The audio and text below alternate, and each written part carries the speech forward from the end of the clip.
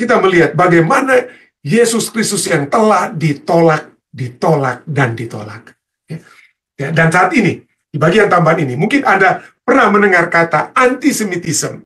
Antisemitisme ini adalah anti terhadap orang-orang Yahudi, anti terhadap keturunan atau dari bangsa Israel, ya, atau orang-orang Yahudi. Kenapa? Kenapa ini menjadi anti? Kenapa? Karena banyak orang-orang Kristen, ya, banyak orang-orang Kristen yang menganggap bahwa Yesus telah disalibkan oleh orang-orang Yahudi. Yesus telah mati oleh karena orang-orang Yahudi yang menjadi biang keladinya. Dan oleh sebab itulah orang Yahudi itu harus mendapatkan apa, ya? Ganjarannya, ya.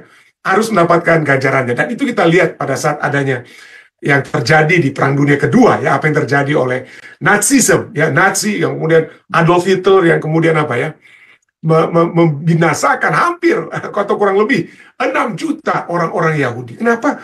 Karena mereka ada satu pemahaman yang kita kenal dengan istilah antisemitisme. Ini adalah orang-orang Yahudi inilah yang menyebabkan Yesus mati. Dan seringkali ini menjadi satu bahaya, ya.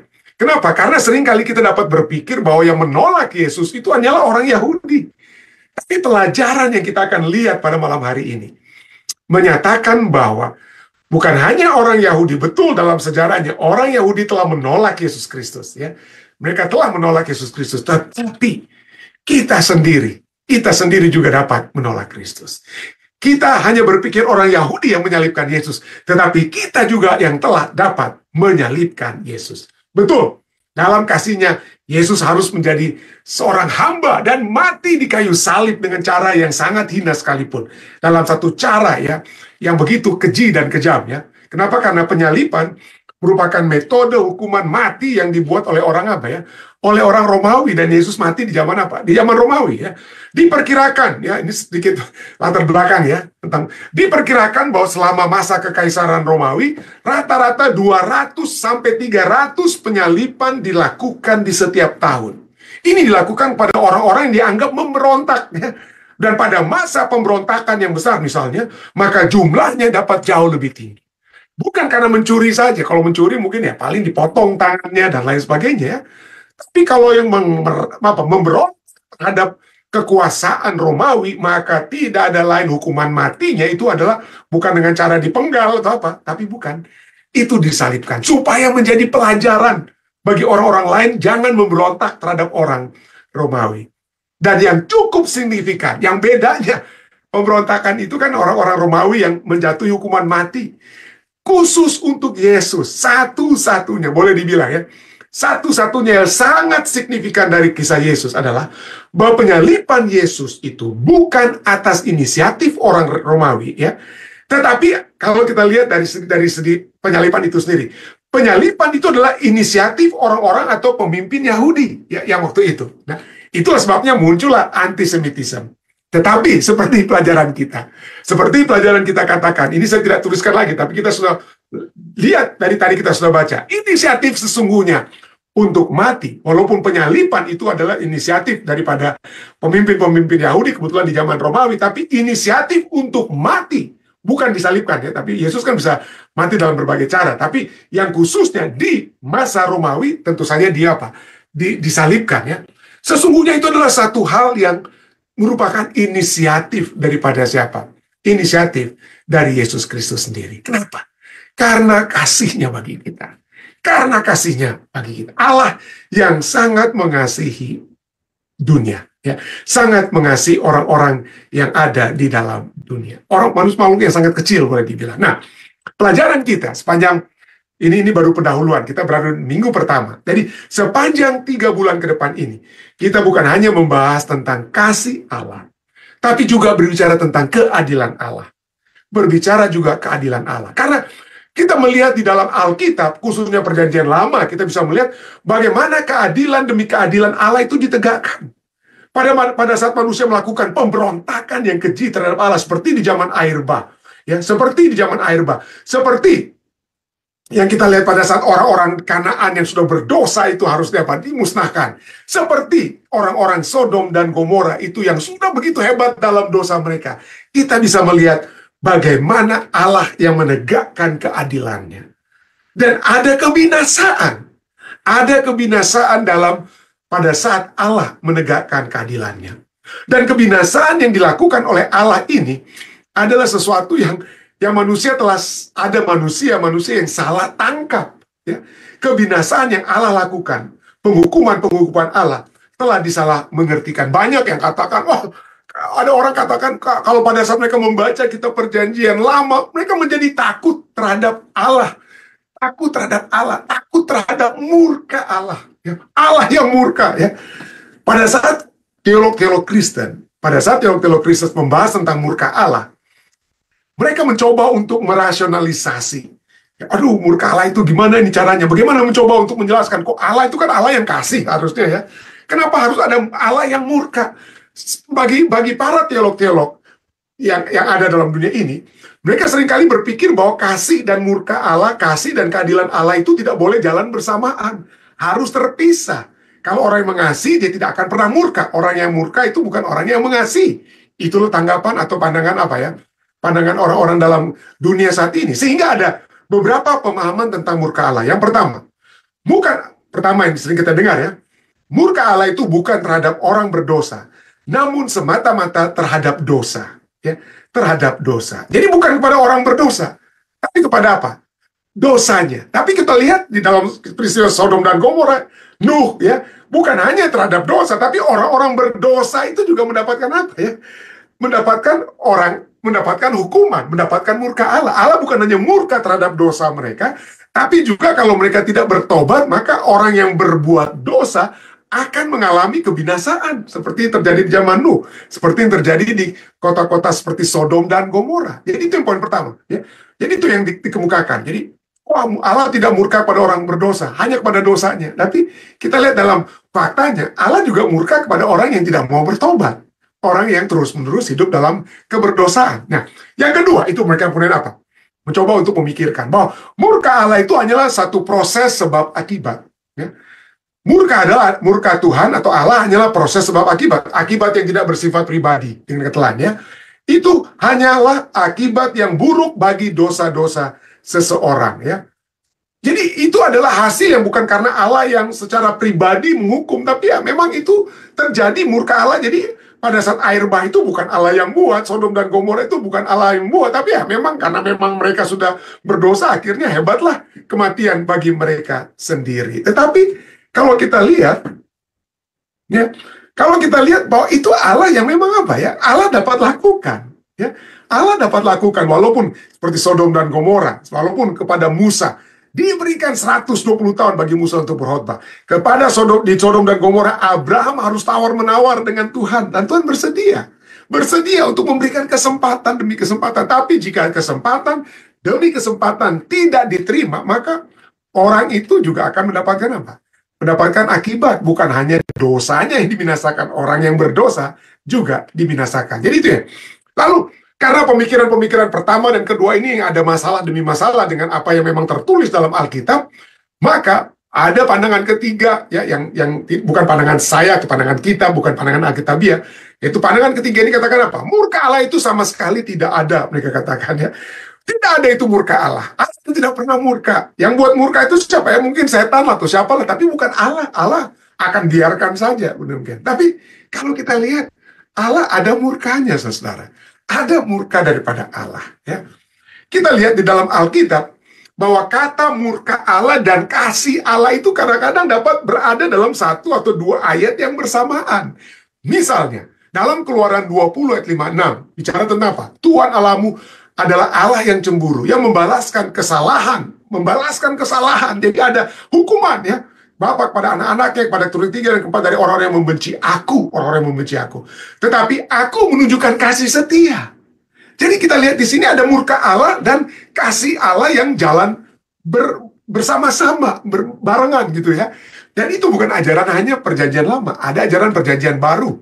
Roma 5 ayat 8 sampai 9 berbicara tentang kedua hal ini, kasih Allah dan apa? Murka Allah. Akan tetapi Allah menunjukkan kasihnya kepada kita oleh karena Kristus telah mati untuk kita ketika kita masih berdosa. Wah, puji Tuhan untuk kasih Allah. Tapi jangan hanya berhenti di ayat yang ke-8.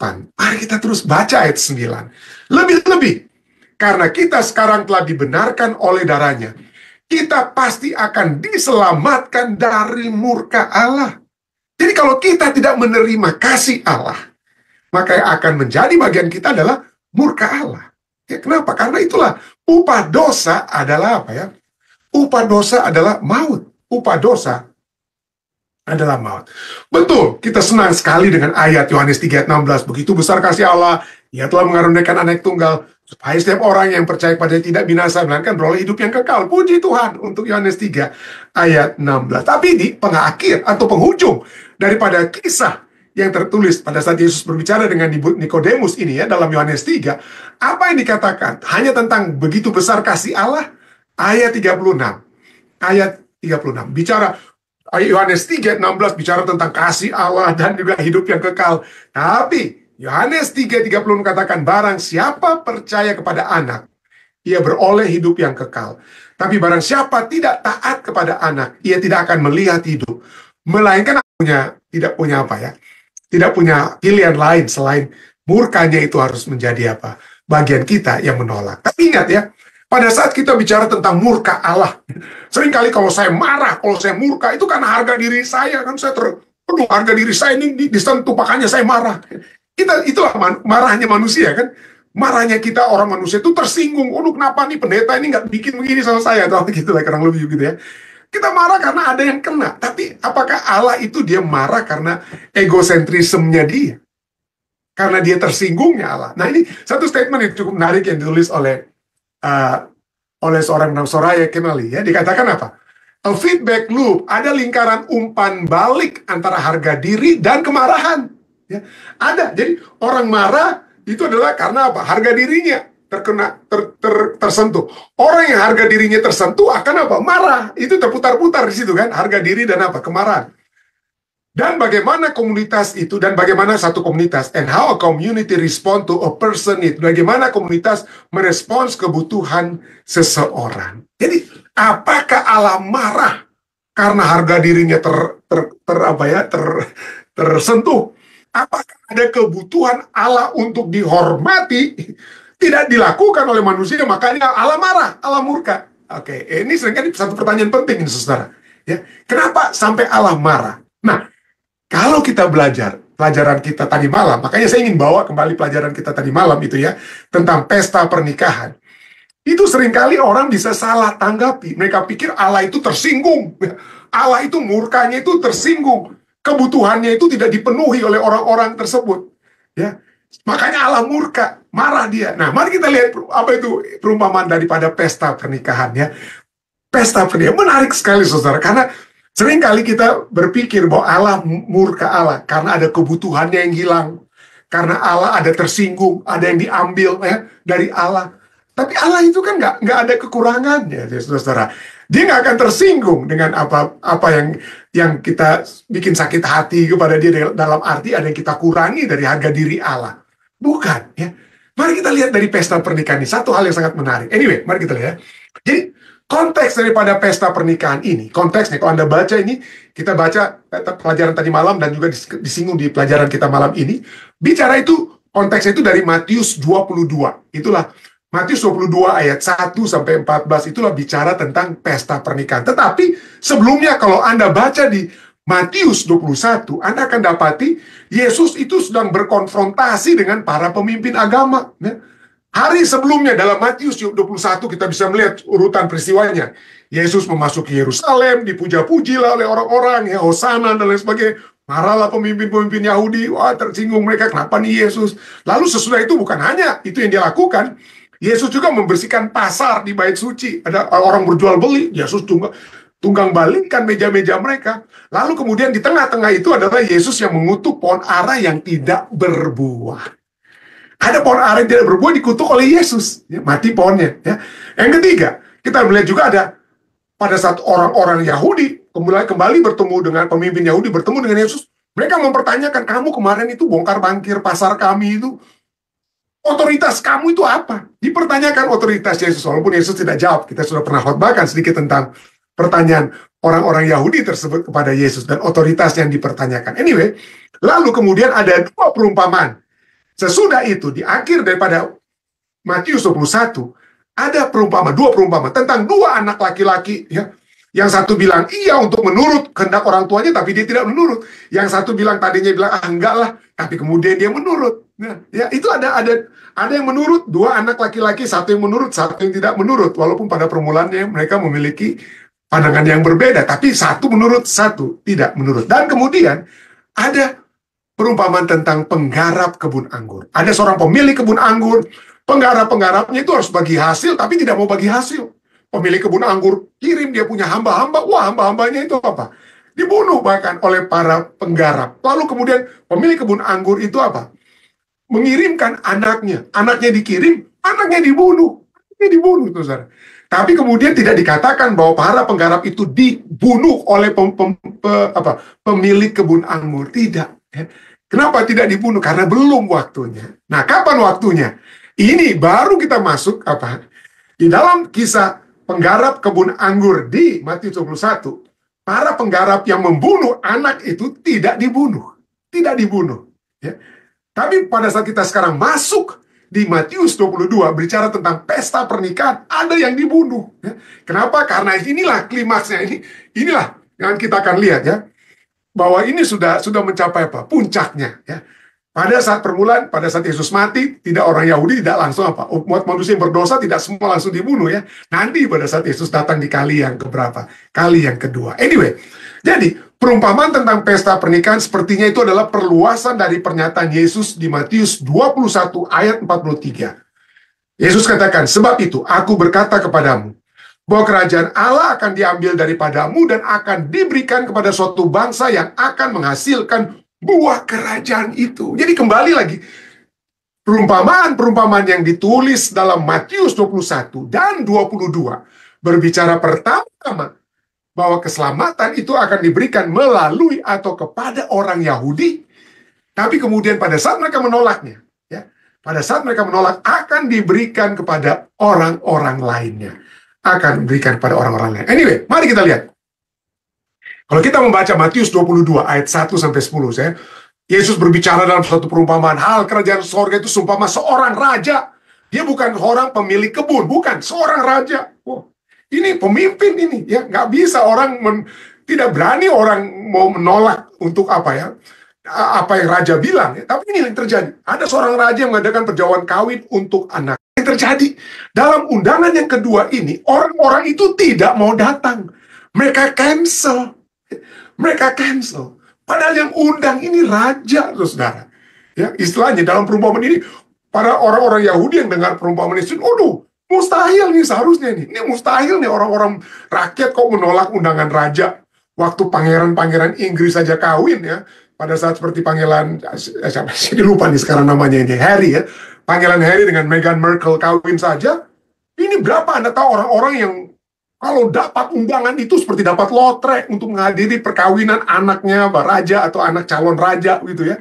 Orang-orang di Amerika itu yang diundang itu menurut laporan ini, ya, menghabiskan kurang lebih 20.000 US dollar untuk menghadiri pernikahan dari undangan pada saat pangeran Harry dan Meghan Markle itu kawin, saudara.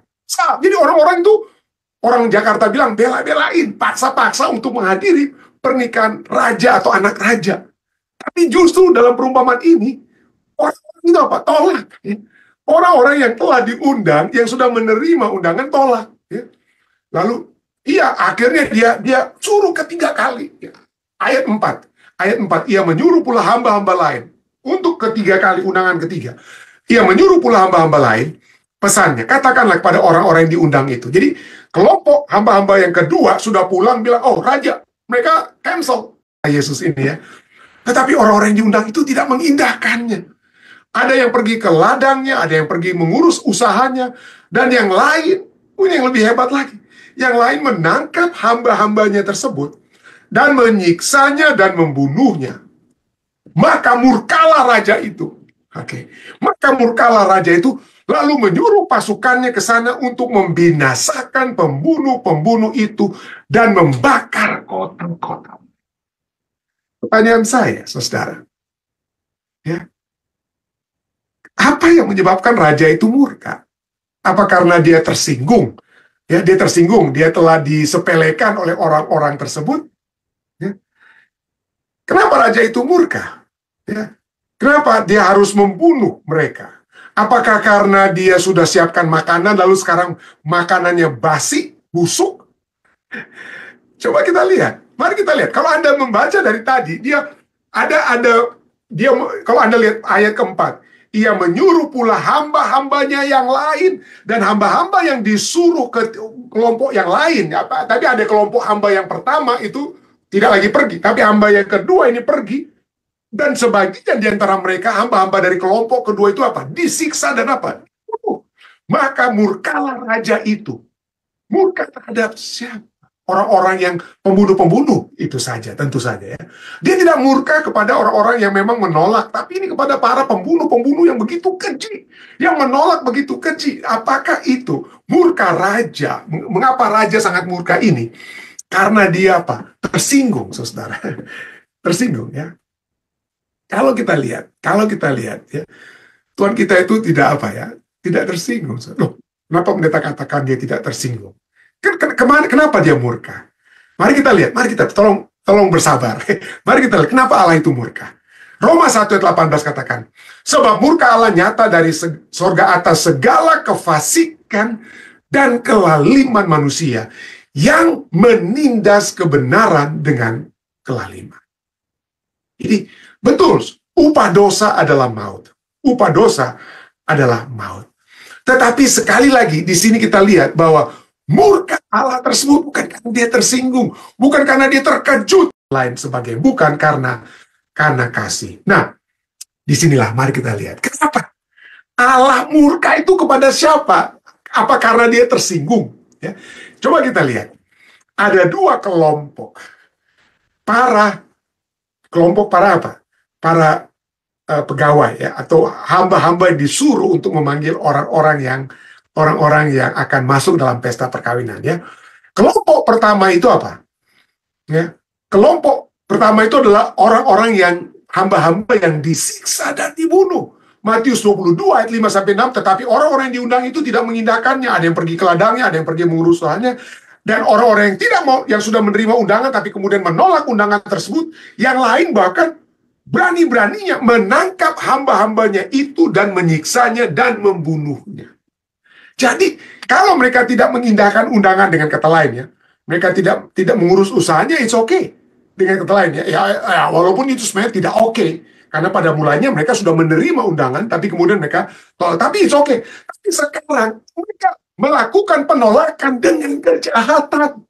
Mereka melakukan penolakan kejahatan dengan apa yang mereka lakukan? Membunuh hamba-hamba sang raja. Jadi pada saat kelompok kedua yang ketiga ini keluar ya, mereka dibunuh. Lalu apa yang terjadi kemudian? Raja, maka murkalah raja itu, ayat 7. Kebun anggur 11 ayat 9 katakan apa? Pembalasan itu adalah hakku. Akulah yang akan menuntut pembalasan, firman Tuhan. Jika kita saat ini berada dalam satu situasi, kita dicelakai oleh orang lain, hak-hak kita diambil, ya, tanah kita, ataupun anggota keluarga kita dicelakakan, dan lain sebagainya. Mungkin kita tidak dapat buat apa-apa, saudara. Ya. Tapi ketahuilah satu saat Tuhan akan membalas. Kalau kita balas sekarang, hati-hati ya. Kita sudah sering dengar statement dikatakan, kalau kita mau ingin ada balas dendam, kita bahkan tidak menunggu Allah untuk memerintahkan pembalasannya. Kita membalas dendam sekarang, maka seperti kita sering pelajari ya. Saat kita membalas dendam, kita dapat saat ini, kalau kita balas dendam, maka kita harus gali dua lubang. Satu untuk orang yang kita akan celakai, dan satu untuk kita yang mencelakai orang yang kita dendam tersebut. Tapi inilah ya, inilah yang terjadi ya. Tuhan mau supaya kita apa? Tenang dulu. Ada saatnya pembalasan itu akan apa? Terjadi. Dan itu yang telah terjadi ya. Kepada orang-orang Israel itu telah apa? Mereka telah menolak. Tapi sekarang setelah bangsa Israel menolak kasih, panggilan, ya, perjanjian Allah yang sudah dibuat, kasih, panggilan, bahkan Yesus Kristus mati ke kayu salib. Apa yang terjadi kemudian? Maka perjanjian Allah, kasih itu bukan lagi ditawarkan melalui orang Israel, orang Yahudi, tapi kepada semua bangsa, kepada saudara dan saya. Dalam Matius 22 ayat yang ke-8 sampai 9 katakan, sesudah itu, setelah mati, itu orang-orang pembunuh itu dibinasakan oleh pelayan-pelayan sang raja lainnya.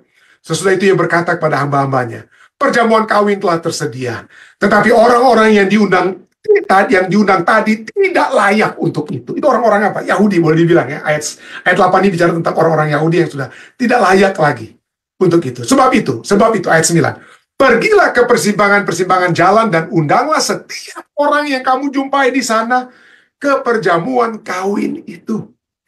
Jadi pada mulanya yang diundang adalah umat pilihan Allah Israel, orang Yahudi. Umat pilihan yang telah menerima undangan tetapi terlalu sibuk dengan kehidupan duniawi mereka. Mereka pikir bagaimana lepas daripada tahanan orang-orang Romawi dan lain sebagainya. Sehingga Yesus Kristus harus mati. Ya. Tapi kita lihat di sini itu juga dapat diaplikasikan juga kepada kita. Nanti kita akan lihat bagaimana. Pendeta ayat 8 kan tadi pendeta bilang tuh untuk orang Yahudi. Kenapa untuk kita? Karena kita juga dapat mengalami masalah sama dengan orang Yahudi. Ya. Dalam ketiga perumpamaan, 2 anak laki-laki penggarap kebun anggur pesta pernikahan, ada keraguan, ada penolakan untuk hidup sebagai umat pilihan Allah.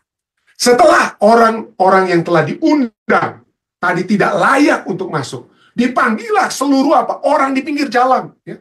Ayat 10 kemudian katakan, maka pergilah hamba-hamba itu dan mereka mengumpulkan semua orang, bukan lagi orang Yahudi sekarang, semua orang yang dijumpainya di jalan-jalan, orang-orang jahat dan orang-orang baik. Sehingga apa? Orang-orang yang di jalan ini langsung dipanggil. Sehingga penuhlah ruangan perjamuan kawin itu dengan tamu. Penting sekali ya. Mereka berada di mana? Mereka berada di jalan. Apakah mereka diundang? Mereka tidak diundang. Apakah mereka siap untuk masuk ke dalam pesta pernikahan? Mereka tidak siap. Tetapi mereka disiapkan sehingga mereka layak dan penuhlah ruangan perjamuan itu dengan para dengan para tamu. Ini lihat. Walaupun kita bukan lagi orang Yahudi telah diundang semua. Tapi bukan berarti keselamatan itu akan once saved, always saved. Begitu kita telah diundang, kita sudah selamat. Ya. Hati-hati. Mari kita baca selanjutnya. Ayat 11. Ketika raja itu masuk untuk bertemu dengan tamu-tamu yang banyak itu, ia melihat seorang yang tidak berpakaian pesta. Ingat, semua orang itu ada di jalan, semua orang ada di jalan kan, dipanggil, maka penuhlah ruangan tersebut. Apakah orang yang di jalan itu sudah siap dengan pakaian pesta? Apakah memang mereka sudah menantikan di pinggir jalan, ya, menantikan mereka di pinggir jalan dengan pakaian pesta, dan begitu mereka diundang, wah kesempatan langsung mereka masuk ke pesta pernikahan? Tidak, saudara. Ya. Kalau mereka tidak diundang, mereka tidak akan pernah pakai baju pesta. Ya. Tapi mereka masukkan ke tamu pesta tersebut karena mereka disiapkan dengan baju pesta. Tetapi kemudian raja melihat ada seorang yang tidak berpakaian pesta. Lalu ia berkata kepadanya, ayat 12, hai saudara, ya, ada Raja Babel yang bernama Ewil Merodak. Ya. Dia sudah menawan orang-orang Yahudi, termasuk Raja Yoyakin. Raja Yoyakin itu ditawan oleh Raja Ewil Merodak. Jadi Ewil Merodak, Raja Babel, dalam tahun dia menjadi raja, menunjukkan belas kasihannya kepada Yoyakin, Raja Yehuda, dengan melepaskannya dari penjara. Ayat 28. Ewil Merodak berbicara baik-baik dengan dia, dengan Yoyakin, Raja Yehuda, dan memberi kedudukan kepadanya lebih tinggi daripada kedudukan raja-raja yang bersama-sama dengan dia di Babel. Ada banyak raja-raja kerajaan lain yang ditawan atau ditawan ya oleh Raja Ewil Merodak di Babel, tapi sekarang setelah mengenakan kepada kita pakaian kebenarannya, Alkitab berbicara bahwa pakaian kita itu adalah pakaian lusuh yang tidak pantas untuk berada dalam jalan keselamatan. Tidak ada yang dapat kita lakukan untuk memperoleh keselamatan kita. Hanya jubah kebenaran Kristus. Kristus yang memberikan kasih-Nya kepada kita. Jubah kebenarannya itu diberikan kepada kita. Supaya kita pantas. Supaya kita pantas untuk berada dalam pesta perjamuan. Yesaya 61 ayat 10 katakan, aku bersukaria di dalam Tuhan, jiwaku bersorak-sorak di dalam Allahku, sebab Ia mengenakan pakaian keselamatan kepadaku, dengan menyelubungi aku dengan jubah kebenaran. Saudara-saudari sekalian, kita semua yang sudah menerima Yesus Kristus ya, kita semua sudah menerima kasih karunia-Nya, kita semua sudah menerima keselamatan yang Dia telah berikan. Jubah kebenaran Kristus itu telah dipakaikan pada kita. Marilah kita terus berdoa, Tuhan kuatkanlah saya supaya jubah kebenaran ini jangan pernah saya lepaskan. Ya. Saya sudah masuk ke dalam kebenaran-Mu, saya sudah masuk dalam keselamatan-Mu. Biarlah itu terus jubah kebenaran-Mu yang menyucikan saya, itu dapat menyelimuti saya. Jangan sampai saya jatuh dan tidak berbalik kepadamu. Jangan sampai saya berdosa dan tidak mengakui dosa-dosa saya. Dan minta supaya engkau mengenakan kembali jubah kebenaranmu kepada saya. Saya berdoa, saudara, ya, supaya pelajaran dari orang Israel yang menolak dan menolak dan menolak tidak akan menjadi bagian kita. Dan jangan seperti seorang yang bukan dari orang Israel, tapi orang dari pinggir jalan kita semuanya, telah diundang, telah menerima jubah kebenaran, telah masuk ke dalam pesta perkawinan. Jangan sampai kita tanggalkan. Jangan sampai kita tanggalkan jubah kebenaran.